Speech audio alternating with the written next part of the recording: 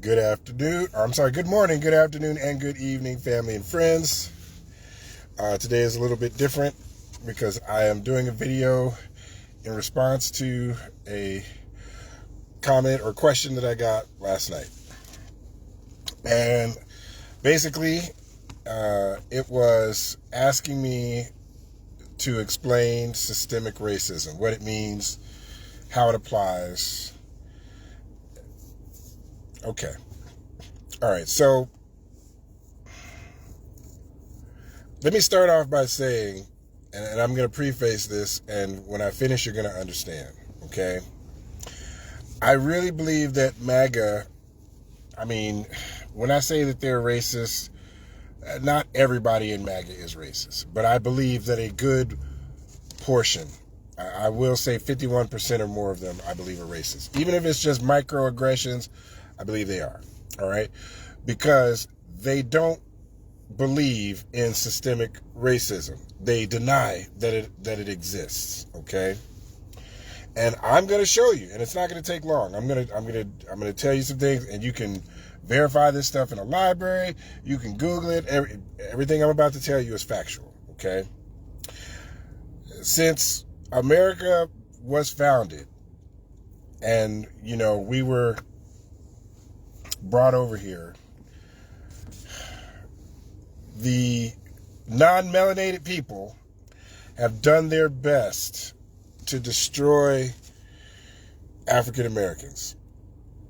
Time and time again, they've tried to destroy African Americans, and we are resilient. We're a resilient people because through everything we've been through, we're still standing strong.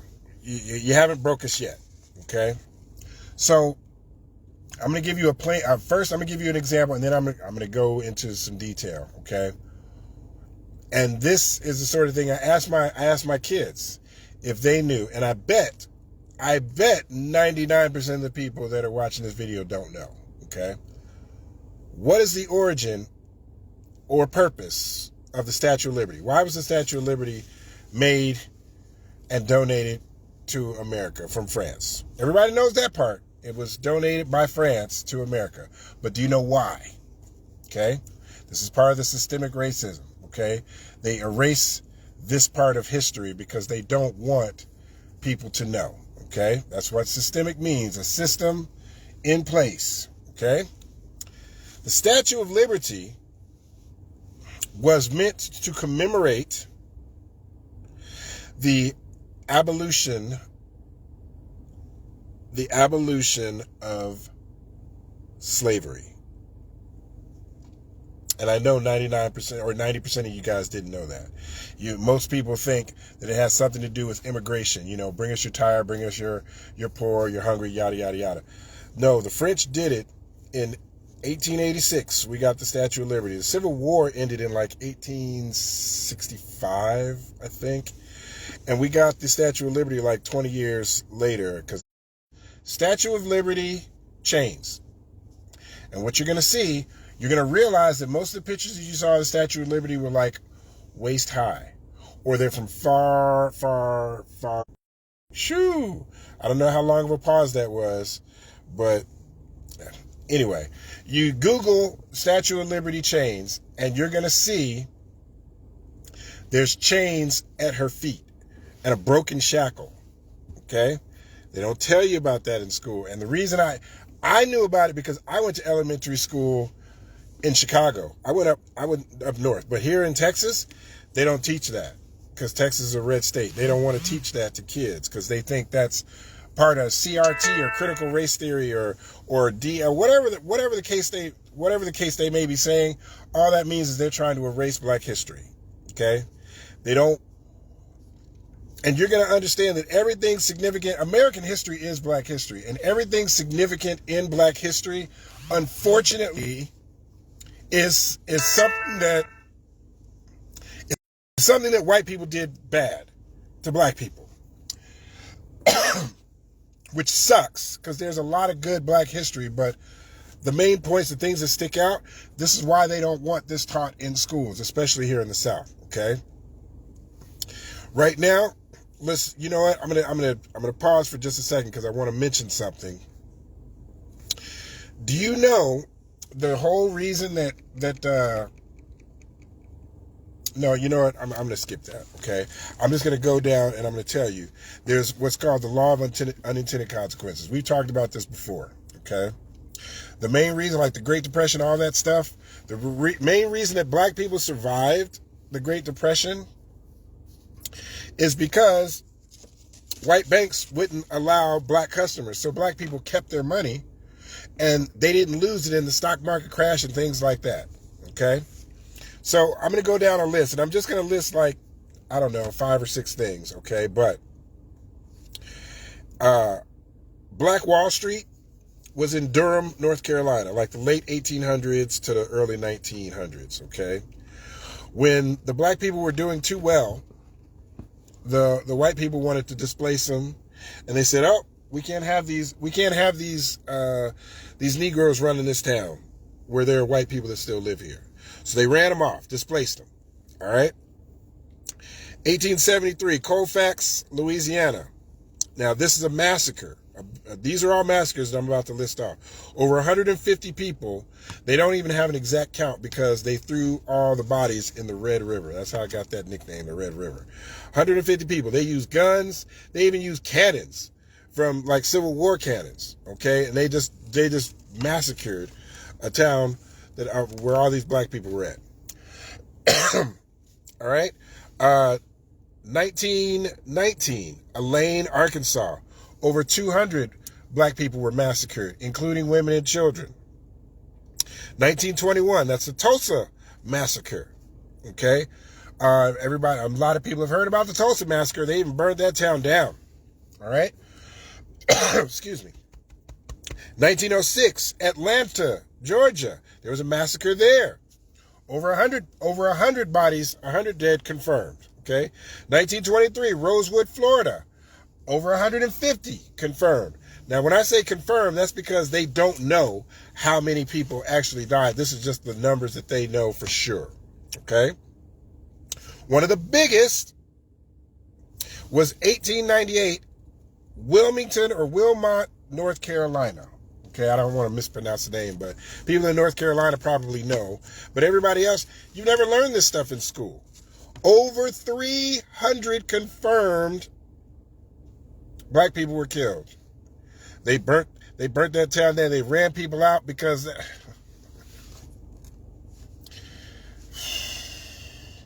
it's a lot. And then when we think about what Trump is doing with segregation, I think that's a dog whistle. I don't really think he's going to try to roll back I don't know. Maybe he will. I don't really think he's going to try to roll back the civil rights. I think this is just a way, like I said in my other video, for him to let his white supremacist supporters know that he hasn't forgot about them. I'm still thinking about him, okay? Have you ever heard of Red Summer, 1919? Is that in your history books? Did you learn that? Mass incarceration. Mass incarcerations happened because they had something called a convict leasing program.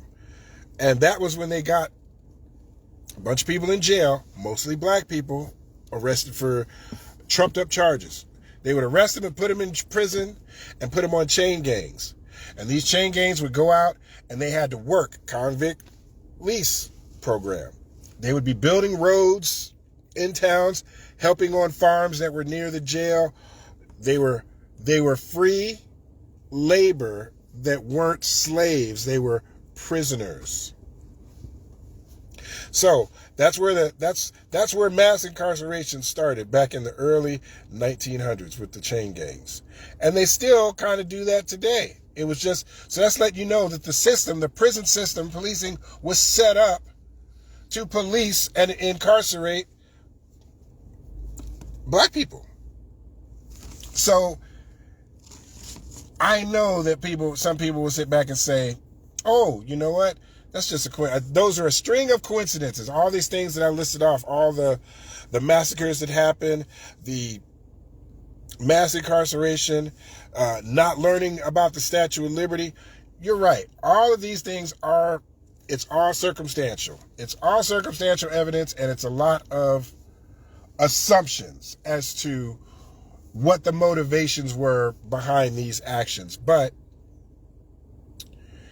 is it a far stretch to think that all these little things add up to something big? The big thing being systemic racism. All these micro infractions or macro infractions, all of them adding up. Maybe I'm looking at it through a biased lens because, you know, I grew up in the 80s and and the 70s, the 90s, the 2000s. I've seen everything on the spectrum. I've been at friends' houses where their grandparents, their older grandparents were like, "Hey, is that, you know, N-word?" Like, yeah, I'm sitting right here, Granny. I'm sitting right here, Grandpa. So I mean, I've been on this. I've seen it all. So it's hard for me to not say something when I see. And, you know, and I know there's a lot of videos where people are talking about segregation and everything. And, oh, this would be great. You know, black people are built for hardship. We're built to go through this type of turmoil. But let's be honest, there's nothing positive that's going to come out of that. I mean, other than what you would do is you would make black people unite, and we would stop cutting each other's throats. You would make black people have to unite as a people. And I think that's the last thing that MAGA and Trump supporters want to do, is actually make black people unite as one people the way other cultures do. I mean, I don't know. F around and find out. We'll see. Anyway, right now, I'm just recommending that all melanated people stay home for any of these protests and marches and things that are going on. Don't let us be the cause. Don't stick your neck out. Let other people do that. Because all the things that we fought for in civil rights that made it fair for everybody, including Spanish, Asian, whatever, Middle Eastern, we made it fair for all of y'all. We took the water hoses, we took the dogs, we did all that. I didn't do it personally, but my ancestors did, including women. Women are included in the Civil Rights Act.